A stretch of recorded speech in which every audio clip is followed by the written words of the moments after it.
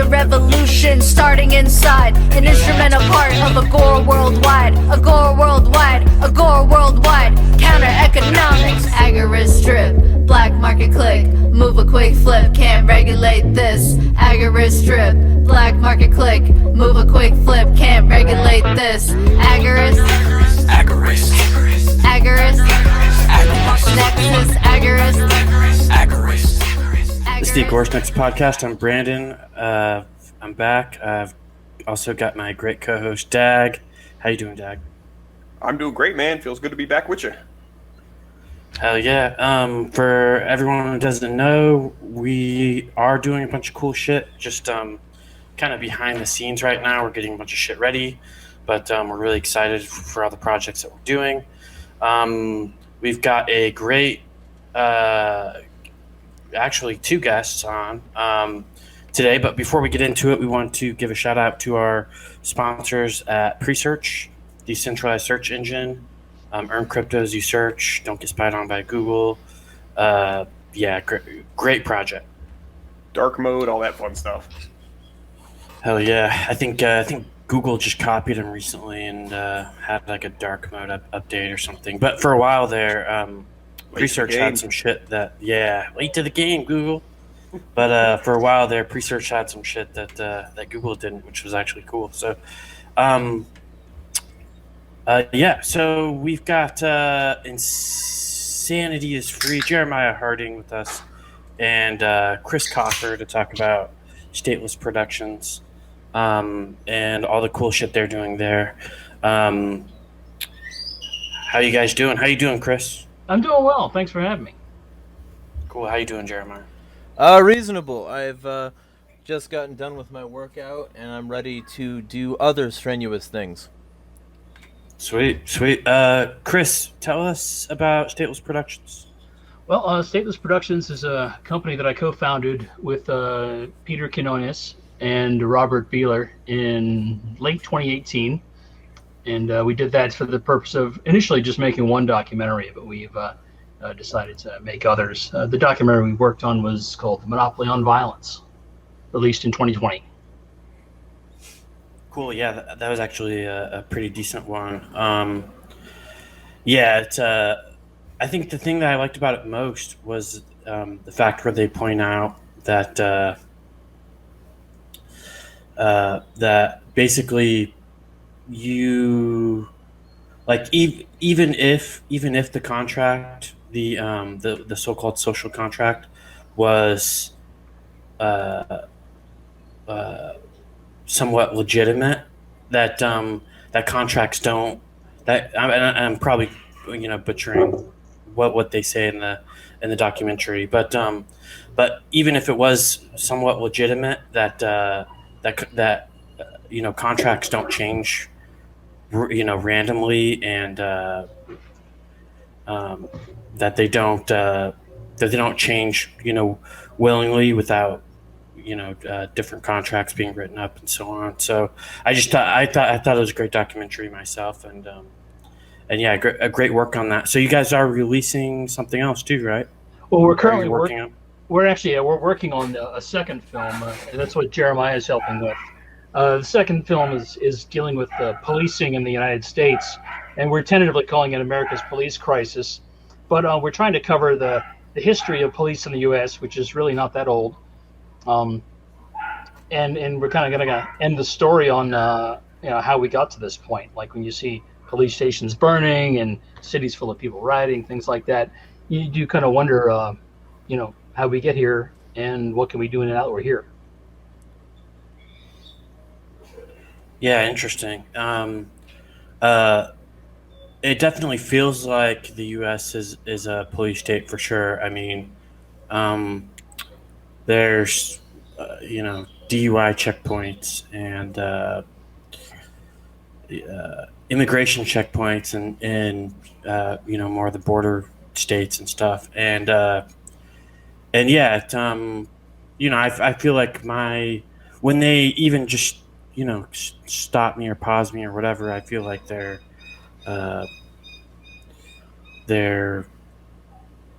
blocking my state of wanting to travel freely, and yeah, it definitely seems like the U.S. is a police state. What are your thoughts on that? Well, I think you're right. I mean, I'm 47, and the police, their relationship with the public has changed significantly since I was a child. It's gotten a lot worse, and cops have not taken the high road as many people would have thought they would. It seems they'll enforce any law that comes through, without regard for whether it's constitutional or ethical or moral. And really, the person who's more likely to kill you is a police officer. Yeah, and you want to talk about like that border thing?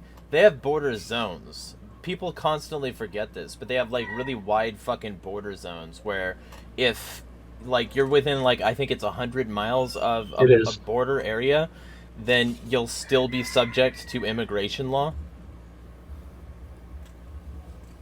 You got states where I'm at, like Florida, where basically the whole state is within 100 miles. Yeah, right. Of a border. Do they have like those immigration checkpoints in Florida? I mean, I've never seen them, but I don't really hang out in like Miami or anything. I just assume they'd be places like that. I don't know. I mean, I've never run into any issues. The particular town I live in is like half Mexican. It's a lot of migrant workers and everything. And I mean, I've never seen anything, INS related, so I don't know. It sucks to know that they might technically be able to fuck with us, though. Yeah, absolutely. And, Chris brought up a good point, is that they're willing to enforce any law that the con men are willing to write on a piece of paper. And what really shocked me, I guess nothing surprises me now, but it did kind of surprise me when they were willing to shut down they were shutting down businesses for COVID and everything. And it's like you're taking away these people's rights to, interact with people freely and make a living. Yeah, they arrested some people who tried to have their businesses open. And I'm really not sure what the disposition of all the cases were, but, somebody, at least several people, end up going to jail just for trying to let, serve their customers. Yeah, exactly. And these are the customers are trying to consensually buy stuff that they need or want. And these people are just trying to give it to them. And then you've got these criminals, going here and shut them down. It really kind of, grinds my gears, if you will. What were you saying, Dag? I'm really good at cutting you off. All good, man. So Chris, I think that like with a project like this, I feel like one of the big challenges is conveying what could definitely be or possibly be construed as like an anti-police message to a population that I think we could argue is probably generally pro-police. What are some like the challenges and like I don't know, dancing around subjects like that to try to convey it to people without getting them too turned off right off the bat? Well, you have to establish, why the police were, formed and what functions they serve. And we've got an economist we're going to be speaking to, Tate Fegley, to talk about the incentives behind policing, or rather the misincentives or perverse incentives, to not exactly serve the public. But I mean, really, it's a matter of how we present it. It's like we're not going to go in making the film like ACAB the movie. Whether or not people will feel that way after they've seen it is another matter. But we're gonna try to present the side of the police as well, because we just this weekend I interviewed a former police officer, talking to him for a couple of hours, just research. It wasn't something we're going to put in the film necessarily, but just to find out how cops think, and like why he stopped being a cop, and what he feels needs to change for police. So it's we're really going to have to look at every side of this. I mean, I know we're used to seeing the pro-police side constantly, in our culture. Whether it's 3 new cop shows a year of the last 60 years, or just how they're portrayed on the news, or even like if you're old enough to remember the show Cops. That was the most fierce propaganda of the 90s. Uh-huh. It was like, it was heavy bias, It's like there was just, and really, arguably, incredibly racist in the way they displayed, things. Because I remember hearing the editors of that film or the show talk about how they were, when black people were arrested, it was invariably going to be approved to go on the air, more so than if just some random white person was arrested. Yeah, my dad got angry with me once and yelled because, while I was still a kid, because I said, I asked what the guy that the cop was beating did wrong. I said it didn't look like he did anything wrong. Why are they hitting him? And my dad actually just yelled. We're on better terms now, but that was one of the things that put me on bad terms with him, because it's like, you're not even allowed to question that. Like, that was actually probably part of the reason I started to, trend toward my bullshit hippie thing now. Yeah, no, go ahead, Chris. I was just going to say, it's going to be really difficult to reach the older generation. Conversations with my dad and my stepmother are just discouraging, just because they're such conservatives about it that it's almost impossible for them to see how people wouldn't like the way the police behave. Yeah, and I find in real life people I know, it depends on if they're, let's say they're a Democrat. When a Republican's in office, the cops are all tyrants, but when a Democrat's in office, it's like, oh no, they had it coming, and it almost really even just plays along those lines sometimes. It's like, oh, it's whatever, oh, it's Trump's people, so of course the cops are being terrible, and vice versa. And it's like, man, I don't know. It just really highlights the inconsistencies that most people have anyhow. But, it even plays through with police, you know what I mean? It makes sense. It's who's enforcing their fucking politicians' laws. So. And I really like how you guys are, I like how you guys are looking at this from, every angle, being more objective and fair about this.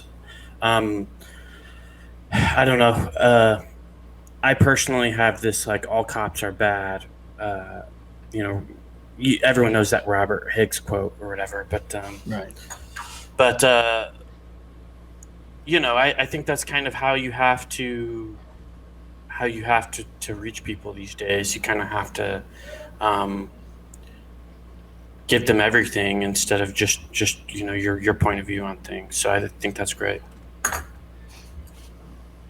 Well, Norm Stamper, we're reading and researching some stuff by him. He did a whole lot with as a police chief with trying to get reform, and then once he was out, he was fuck it, I'm gonna write a book.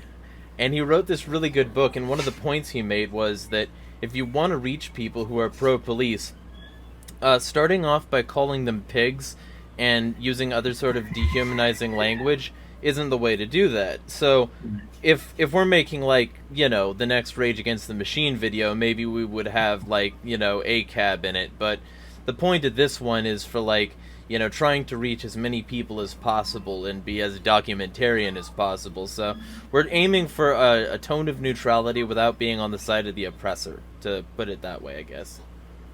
I think that was put very well. It's definitely the challenge, right? Because what we have to understand too is okay, in our what we envision our perfect society or whatever. I use that term, but you know what I mean. We would still have security forces, and I think chances are they would still be a lot of the same people, but obviously very different incentives. So, it's kind of where we don't want to necessarily make just enemies out of people because of the career they chose, but hopefully if we could change some minds or what have you, I think it'd be a more positive effect definitely than just coming out and being vicious towards people. It's just a more flies with honey kind of thing, I suppose. Well, yeah, some communities might even decide that anyone who had worked for, let's assume we got our way within the next few years, ha ha ha. Right. That a lot of communities might want to specifically exclude anyone with state law enforcement experience, just because the job's going to be so different. It's about keeping people safe rather than, following people around and stalking them and beating them or shooting them or just fucking with them for fun because you're bored.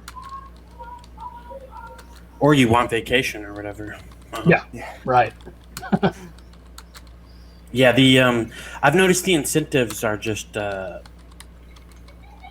do I want to put this? I don't want to say ass backwards, but I guess ass backwards is really the only thing that comes to mind. But they don't make sense from the point of the state. So yeah, exactly. Yeah, I don't know where I was going with that, but well, if you look at quotas and things like that, you've got obviously you could initially look at a quota that the police would have as you're just trying to measure performance, but it turns into, hey, you guys arrested 300 people last month and only 250 this month. You guys laying down the job, or did crime go away? And it tends to go from there downhill. You end up at the last week of the month, a bunch of cops on the side of the road pointing their devices at you, trying to generate some revenue. Oh yeah. Yeah, I had an incident one time where they were setting up they were doing like seatbelt checks in this slow area out in front of my work, and the cop's out there for an hour and comes in and he's like bragging there's like 150 tickets in like an hour that they issued. And I'm like, man, those tickets are $100 a piece, And I'm like, dude, they are just what was that, $15,000 if my math serves me correctly, and just an hour just out there off people going to work. You know what I mean? It's like, dude, fuck off, man. I believe there's still unsolved murders in this town. Right. A few untested rape kits, probably. Yeah. No kidding. More like most murders and most rape kits. Yeah. Yeah, I'm not sure exactly what the stats are, but I'm pretty sure it's quite daunting in those categories. What are some of the at Agorist Nexus we try to focus on solutions, and I don't want to give away like the whole entire documentary, but I don't mind. What kind of solutions do we see for trying to deal with all this? I mean, well, we've gone over a few options so far, and there's community-based policing, which is more of a band-aid. It's where officers are more involved and they're walking a beat, et cetera, things like that. There's accountability, like having not necessarily a tribunal, but a review panel to review incidents or complaints. And if you had something like that had binding action, then it wouldn't just be suggestions to the cops. That's another possibility. There's also defunding, and some people combine defunding and abolition, that approach together, like the idea for defunding being taking money from the police and giving it to other social services. Like maybe instead of having police respond to someone who's mentally ill, you have someone who's specifically trained for that doesn't have violence as the first thing on the menu. And then there's abolition itself tends to lead to some question marks, because it's like, well, once the cops are completely gone, what would you do? And the answer is going to be different for possibly every community. Some people will want to hire the equivalent of security guards, and some private communities already do that. Like I'm from West Georgia, or at least that's the last place I was living, and a place in Douglasville there has got like a 2,500 home community, and it's a gated community. And they really don't call the police unless there's been like a homicide or something really serious, like a rape. But also you might just want to have, suppose you lived in an urban area and it was kind of run down or something, and maybe you wouldn't trust having some police-like figures in there unless they were people from your neighborhood, people that you trusted, people that had held themselves to the standards that you've decided. There's a number of ways. I mean, it's not just going to be necessarily a company you'd hire. It could be a nonprofit or a volunteer organization, like Neighborhood Watch, except they actually stop crime rather than just being a bunch of Karens who are trying to see, hey, I saw a strange car parked down the street. Well, and also, of course, racist Karens, but yeah. I saw a person who matched a description. I wrote the description. No, but there are a lot of options for how to solve this. I mean, I feel like the ones that are usually taken are the state options and the ones without teeth. But we're still exploring it. Like one of the people we're interviewing is Professor Alex Vitale. He wrote a book called The End of Policing, and we've already got questions drafted for him. about what some of those what that might look like. Hey guys, quick pause here to tell you about our sponsor, Devault Cryptocurrency. Ticker symbol DVT is a low cap coin with a market cap around 900,000. So there could be room for opportunity here. Not financial advice, but we really like this project. Yeah, the Devault core wallet is one of the best I've ever seen. Very user friendly, super easy to use with cold staking rewards. So it's like getting interest. They're working on privacy with Terraform, also DeFi to decentralize and replace financial institutions. So go ahead and check them out over at devault.cc and get you a Devault core wallet today. Also, be sure to check out the show notes to find exchanges that they are traded on. With that said, let's get back to the show. Cool. Yeah. It seems like a really complex issue, and I guess Konkin kind of does go the private route. If you're familiar with some of his writings, yes. But yeah. What? So. Well, when can we expect to? Because you're getting me excited about watching it now. But so when can we expect this thing to be released? I know we've got a studio company ourselves, and sometimes you'll say a date, and you'll be like, "Yeah, we had to push that a little back further than we thought." But I always regret giving a specific date just because I'm people will hold you to it. We'd initially, for the Monopoly on Violence, we had told people we'd try to have it done by March of 2020, and we ended up getting it done, we released it on June 1st. So, people were very forgiving and they liked it. So, we were okay with that. I've been saying I want to have the thing done by December, and I still think we're in line to do that. We're a much more smoother running machine, and I feel like this film is not as difficult as the last one, because the last one we were really kind of inventing a vision of what we were doing, and this one is it's I mean, I was a criminal justice major in college before I dropped out, so a lot of this is really familiar for me.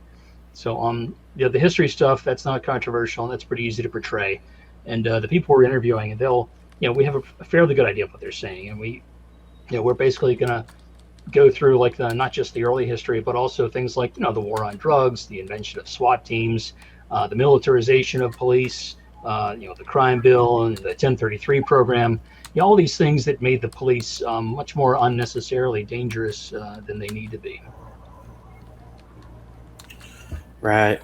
Yeah, they're so militarized now. It's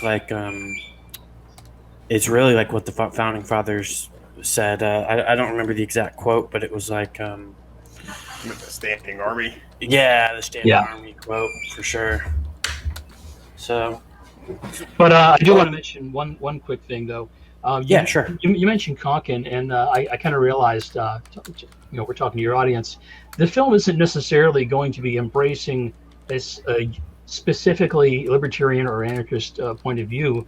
We're trying to let people know, because really, if we did that, we just had the same 125,000 people we had on the first one that ended up liking it, but we want to create something that's like we were saying earlier, a little bit more objective, and not necessarily with a pre-drawn conclusion, because it's I have my preferences as to what a society without police or with reform police would look like, and it's probably not going to be the same as most of the people who are going to be seeing this going, I wonder what this is about.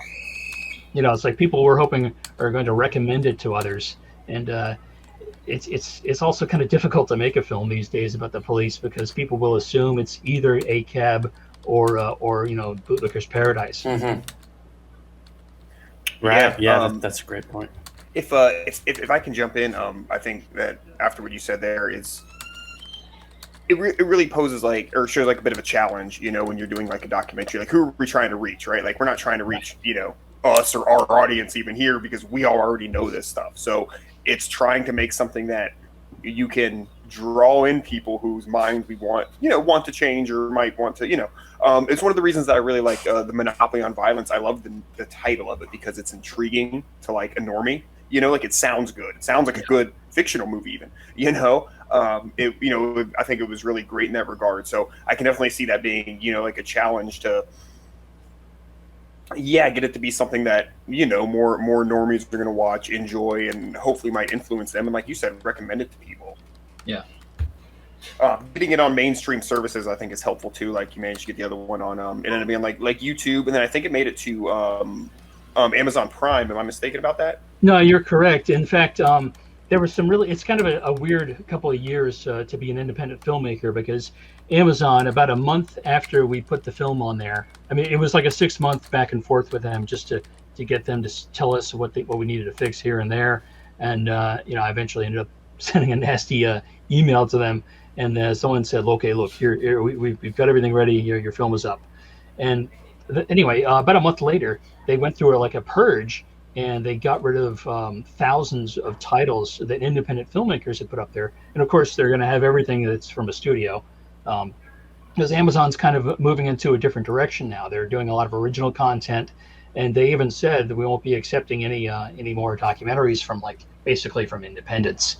And not really sure where we'll be sitting in December when I try to get it up there again. But there is another aspect of filmmaking that's called film aggregators. And it's like, how there's about 100 streaming services out there. Well, that you go through an aggregator to get it on there. Like if you were a band and you wanted to get on iTunes, your best bet is to go through an aggregator. And they're basically an intermediary that the streaming service trusts, because they've got quality control standards and things like that. But also it's just a way for them to not have to deal with thousands of filmmakers, because it's just crazy how many filmmakers are out there. Uh-huh. Yeah, they fucked with one of my favorite documentaries too. They literally fucking took it off, and it's I'd venture to say, not to play favorites or anything, but it's the best documentary I've ever seen because it's extremely thorough. The Minds of Men by True Stream Media. It's 4 fucking hours long, and it's a battering ram of anti-CIA fucking information on the MK programs and shit. Oh, and wow. It's like, let's talk about Nazis in America. Let's talk about the fascist and Fabian socialist connection in power. Let's talk about how that's influencing their desire to learn how mind control works. But all of that stuff, it fucking just goes away because Amazon says nope. So they put it on Vimeo, and they're still making enough money off of it, but it did throttle them quite a bit. Yeah. I'm in a few filmmaking groups, and everybody was complaining about that.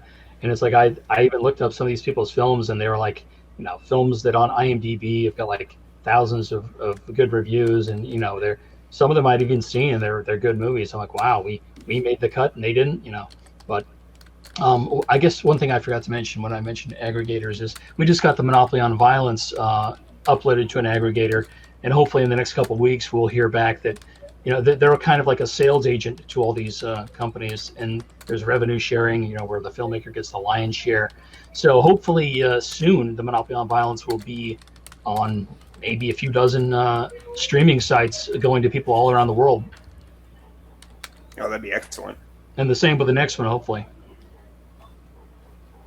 Did we have a title for the next one yet? Did you mention that already? Well, the working title is America's Police Crisis, but I'm open to alternatives, just because I kind of want something a little snappier, a little punchier, maybe something that doesn't sound as dull. It's definitely to the point, and as a nerd, I like it. But you're right; it probably could be a little snappier. Yeah. So we'll see. Between now and December, maybe we'll have a contest or something. Yeah. Can you guys go into what your exact roles are at Stateless Productions? Yeah. There's 3 of us that are partners. I'm the managing partner, and that was mainly because I was the one who had filmmaking experience. So they figured that I would know what needed to have money spent on. Also, let's see. Robert and Pete are kind of like the I don't want to say silent partners, but they're not running the company. It's I mean, and obviously any major decision that has to be made is going to be made by the three of us. So it's me being the managing partner is almost a formality. But Robert was there in the beginning with the Monopoly on Violence. He and I, I helped. I sort of told him about the idea, and we developed a little bit, and then we contacted Pete Konomis, who's got a pretty significant reach. And I mean, at the time, he didn't have that big of a reach, but he was someone that I knew, someone that I trusted, and somebody that was on the right side of things. So I was like, okay. And plus, he'd interviewed a bunch of people that I wanted to talk to for the film, and he's been just incredibly important in marketing it, and also just behind the scenes. Everybody is really good because we're, I guess for lack of a better word, we're kind of democratic, or at least we're collaborative, and checking with things like, well, how does this play? How does that sound? Would you cut this? Would you cut that? And everyone usually has a lot of good feedback. But with regards to each project, the Monopoly on Violence, we had 4 writers on that, and on this project we've got Jeremy is one of our researcher, writer, producers, and he's also been a huge help with the website, and he's going to be helping us with social media. And let's see, Killian Hobbs is returned again. He was a writer on the first movie, and he was also the narrator of the first movie. Although we'll probably be getting a different narrator for this one. But also Christopher Sauerwein, who's like this, he's just excellent on economics, and he's the one who hooked us up with Tate Fegley, the economist, who's basically one of the only experts on the economics of policing.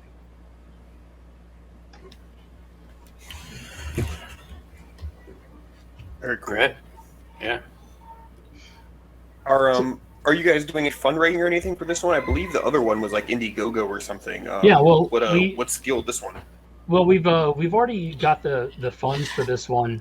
I mean, we could, if you go to americaspolicecrisis.com, it'll take you to the page where people can donate more. Because even though we have money now for production, it's always nice to have money to pay a narrator, because we're kind of ambitious in who we want to have narrated. I'm not going to say right now because we haven't asked the person, but Morgan Freeman. I know it's expensive, but I would watch it. Yeah, no, but also we're going to need money for marketing, because the more ads you buy, the more people you reach. Hashtag I want Morgan Freeman.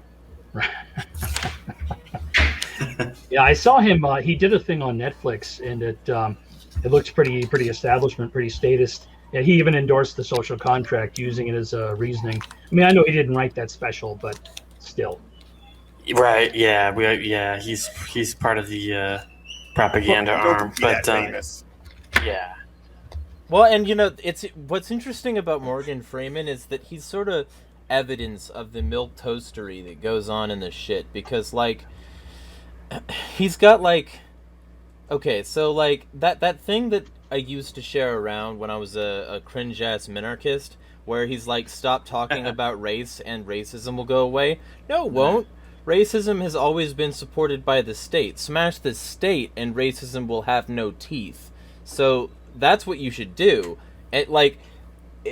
Black was originally synonymous with poor, and you weren't white even if you weren't black, because you weren't of specific blood. And even a drop of blood was considered impure because these people were racist, statist cunts. But it was always designed by the state to reinforce statism, and that's a point we're going over, too. It's it's always been about, having a cast of people you can control effectively. So the whole notion of just, that's emblematic of what the elites want. They just want you to stop talking about things. They don't want you to talk about the roots and really suss out what needs to be done to prevent it from happening in the future. They just as soon enough people stop talking about it that the people who do talk about it are seen as a minority and get to be very loud with a whole lot of money and corporate backing. And that's another thing, is we're basically up against massive corporate machines with our message, because just because we get people to watch it, it's, I feel like if we got big enough, you could see a counter film or somebody reviewing it, going well, here's where they're wrong about this, and then straw manning us a bunch and trying to defeat the message.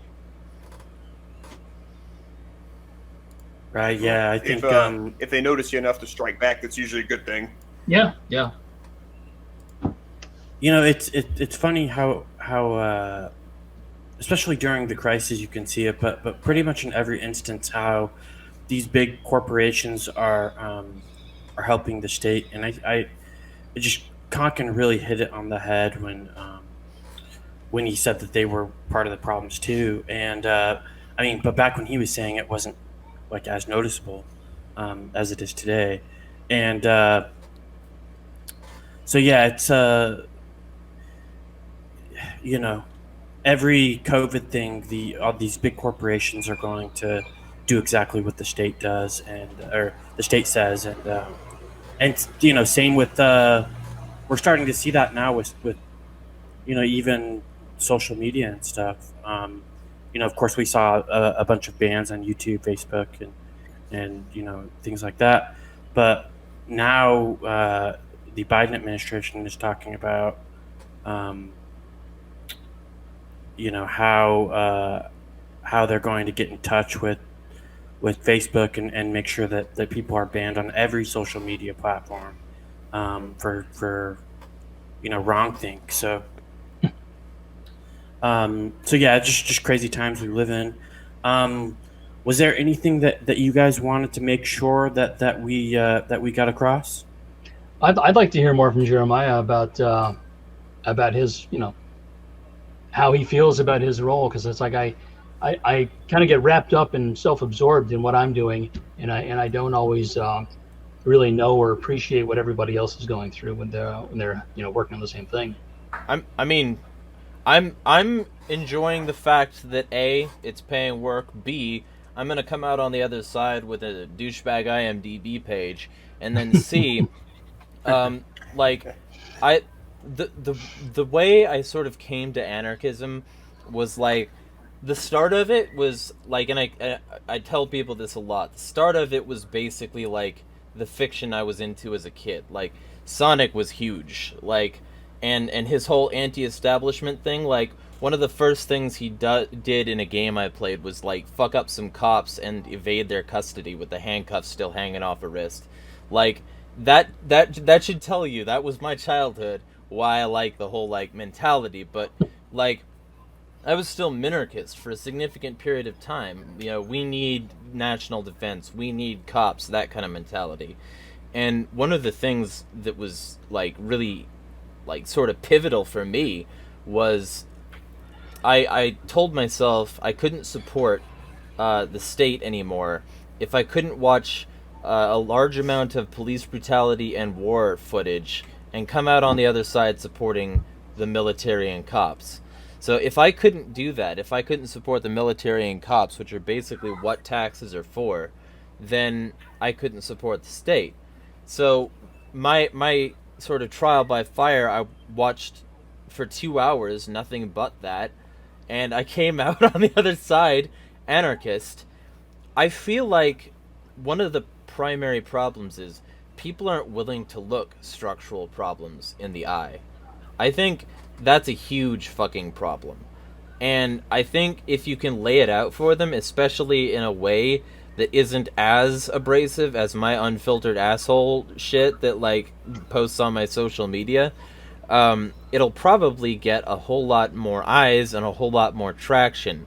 So I can first off, I'm all about research. I do an insane amount of that already, but normally it's not like focused on one thing for like months. In this particular case, I've read a significant amount of books and research and statistics and shit, and like figured out how to collate some of that information so that I can throw it at our statistics person, and shit like that brings me like a little bit closer to understanding how to better package these things myself. And I think the experience itself is going to be useful. Plus, the fact that like I get to say what I want to say, but then also have that filtered through people who aren't as abrasive as I am, it's probably helpful to learn how to do that long term. Because it's going to get old eventually. People are probably going to stop clicking. Well, maybe it won't. Maybe I'll be like Alex Jones and I'll have yelled into a bullhorn so much that my like throat sounds like I'm talking through gravel. But like, I don't know, you know? I feel like I'll take any opportunity like this, because I feel like and like that's one of the things. I'm glad that we've had conversations about doing other documentaries and other content after this, because I feel like this is the sort of thing that could crystallize a lot of my ideas and also give me a way to learn how to better express them. Because that experience isn't something I had had before. I had to like build my parachute on the way down over the past like 12 years, learning how to not be a cunt. So that's my particular bias. Like that's one of the things. Like I'm here for experience. I'm here for, you know, the pay, obviously, and I'm also here for like getting a message out there that isn't just my own. Because like if all it took was me, we'd already be done. So clearly we need more.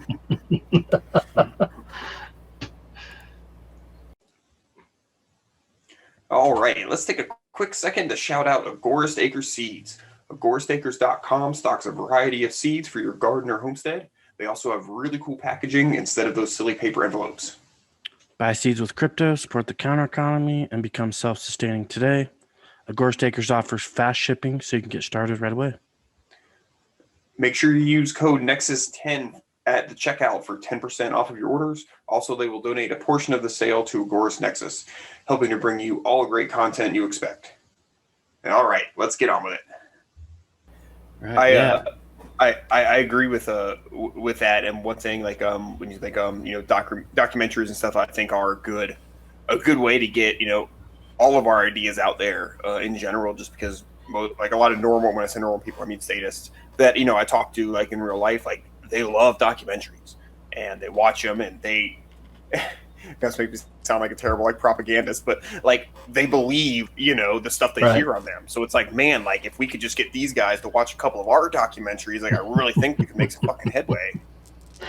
Yeah, it's kind of tricky because I one of the advantages of being old is that I remember what History Channel was like when they focused on history, and you know there was a network that ran this 6-hour documentary called "The Men Who Killed Lincoln." Which, you know, the Men Who Killed Kennedy. And, you know, you're not going to get anything like that again today. And, you know, things like TLC and Discovery, they used to be about learning and discovery. And, you know, 600-pound life and shit. Right. It's like the standard has really fallen. And, I mean, I've seen so many documentaries in my life. It's like I feel like there's that older standard of, well, you know, you've got to have a certain amount of integrity to it, and you've got to have a certain vision to it, and you really can't just be one of those things where you're only telling people what they want to hear, at least not if you're going to call yourself documentary. All right, it's similar to journalism at that point. And, you know, I feel like one of the big challenges with the documentary is trying to have the right combination of entertainment and information, because it kind of has that both, you know, and some of us are big nerds that'll watch something really boring, and a lot of people aren't, so I'm sure that's very challenging. If any of you guys have any input on that thought. Well, we're having we had JJ Boogie, who is he's the guitarist and producer for Arrested Development, which is a band that's been around since, you know, I was a teenager, and that was a real honor having him do that. He's also doing the music for this one, and I've told him what I want is something that's basically hip hop themed. You know, it's like I want mostly beats for the underscore for this. And, you know, there's a few songs I'd like to try to license, but, you know, once I find out what the price tag is, then I'll have an idea of what I can really do. Right. But having him there is like, that was another case of where I didn't even realize, you know, who I had. It's like, you know, he's been interviewed by Thaddeus Russell and people like that. And he's just, you know, I didn't realize just how popular Arrested Development still was.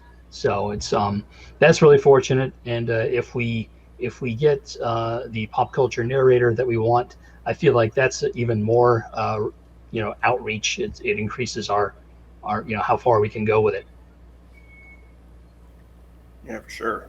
Yeah, and you know, I want to have like we've talked about this, but I want to have like that that sort of semi-edgy aesthetic where we're taking it as seriously as possible while still being visually engaging. Oh yeah. And I feel like a lot of documentaries don't do that. It's one of the reasons that I sort of look up to, like, you want to talk really good documentaries.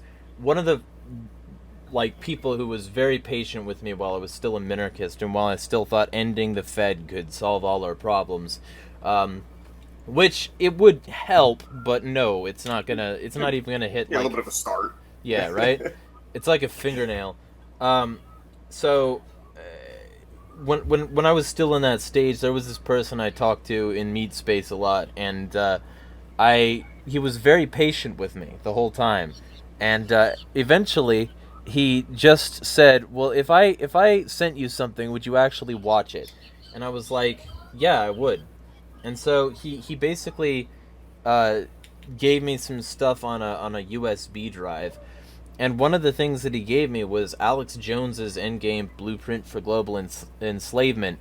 Yep. And that documentary fucked me up because I couldn't argue with most of his points. And I thought, I had heard about Alex Jones. I had heard that he's nothing but insane. And then I watched this thing, and it's like, this is true. And I can Google the Bilderberg Group, and I can find out that these connections are real.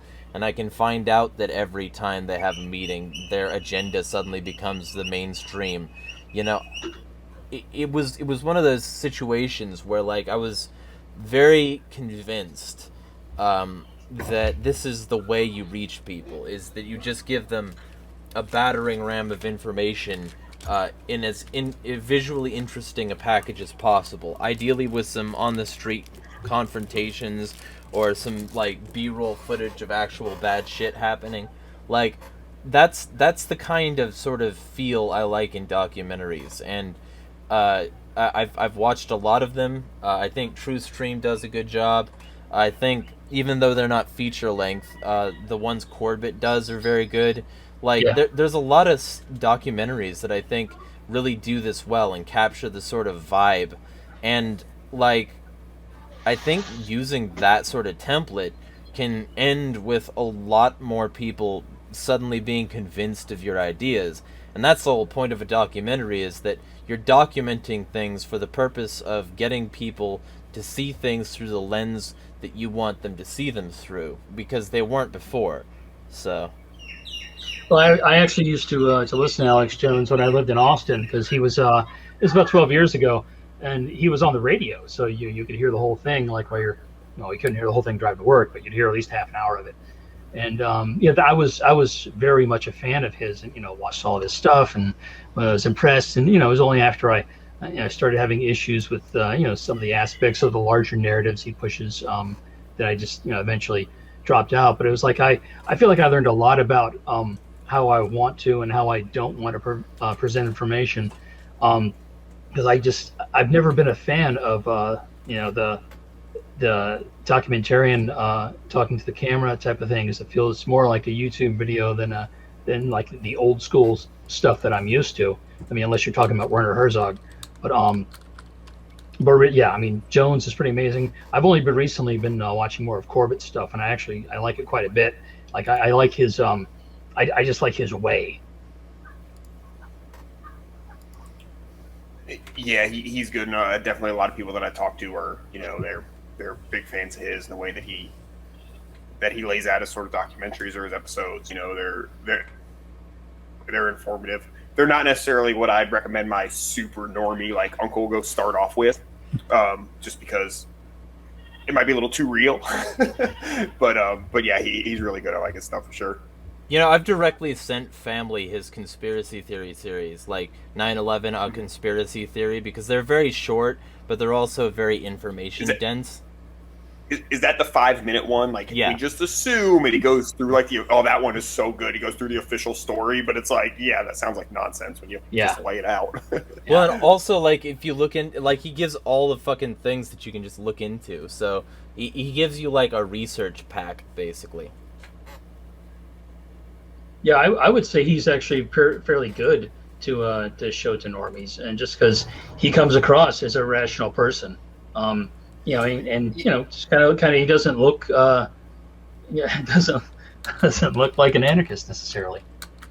I get what you're saying. I guess it's just like I feel like it's like if you haven't already had, like a little bit of like a red pill experience, he might seem like an Alex Jones type, which, to, again, a lot of like as you just say Alex Jones and you're just like written off, to a lot of like, normal folk. So that's just my only concern. But, that's just me. I really like to ease people into it because I feel like it's easy for people to get turned off abruptly, but maybe I'm just a pussy about it. I don't know. Well, I'm a like extreme asshole, so I don't have a problem with people like being upset with me, even if they're family. So. So I was like, oh, there's a pause there. I hope you weren't expecting one of us to jump in and say that you're not or anything. Yeah. Yeah, the audio broke up. It didn't break up on my end, fortunately, because I'm the one recording it this time. So. Oh shit.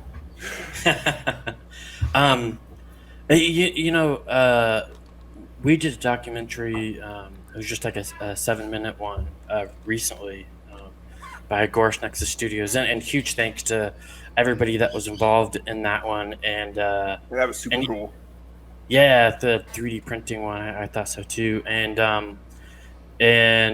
we're doing another one recently, and huge thanks to Jeremiah for joining Nexus Studios on that too, and for all of his future contributions. But I think what people don't really understand about making documentary is like how much work and how much time and all the things behind the scenes that you don't see that people are just tirelessly working on, and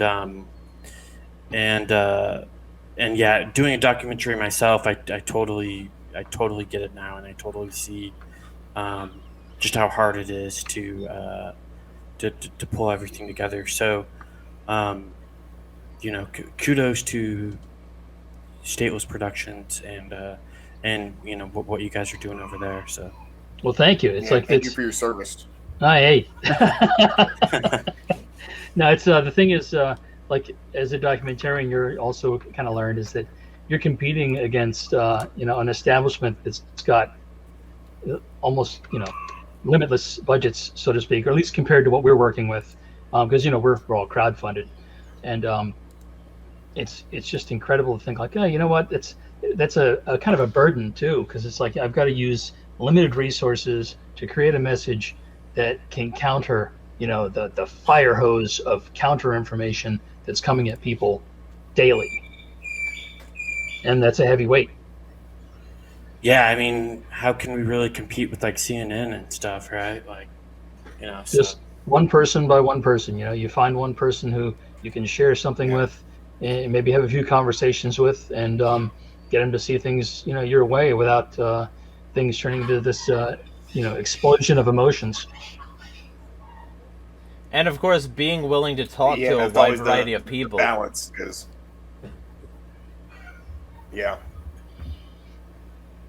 it's always it's tough because you get somebody somebody entrenched in their ideas, and you get them too upset about it, and it's like you almost set yourself back a little bit at that point because that emotion kicks in. So that's it can definitely be a challenge to communicate with somebody without getting them too fired up, or yourself getting too. I mean, it's easy for me to get fired up, for sure when I start talking about this sort of stuff. So, it can definitely be a challenge. And some people are really great at it. I think some people are really good at talking to people rationally, maybe changing minds. Some people, I don't know. I don't feel like I'm excellent at it. I definitely try to be like a live by example kind of person. But yeah, man, the people who are good at it and can put it into some sort of media like this, it's really great. And I think it's definitely what we need. Well, it's like I find that I'm not always great at arguing on like social media, just because I tend to sometimes jump in and just react or respond, and not keep a cool head. But if you give me 120 minutes, to fill, I'll take my time and I'll try to sound a lot more reasonable. Yeah, exactly. Cool. Was there something that you were gonna say, Jeremiah? I heard you. I don't think so. Oh, okay. All right. Yeah. Well, yeah. It's anything else you guys want to tell I our guess I just listeners have before we... one If you want, little thing real quick. sure. Yeah, sure. I'm sorry, Chris. I just want to throw this idea your way real quick. You mentioned a bunch of stuff you're going to go over in the thing, and I don't know if this is something you guys are planning on doing, but you're talking about beginning of SWAT teams and stuff. One thing that I really like is the beginning of civil asset forfeiture. I think that really sticks with a lot of normal people. Oh, yeah. So I don't know if that's something you guys are intending on including, but that'd be pretty cool. That's in there, and really one thing we didn't mention is the plentitude of police beatings and murders of everyday citizens that there's so much video of. We will be covering all that, of course, and trying to find a way to present that in a way that gives people the proper context for what this is, and why you see one of these stories like at least twice a week in your social media feed. But with I guess if you're wrapping up, if you want to find out more about our work for this film, you can go to americaspolicecrisis.com, or if you just want to find out more about the work we're doing for Stateless Productions, you can go to statelessfilm.com.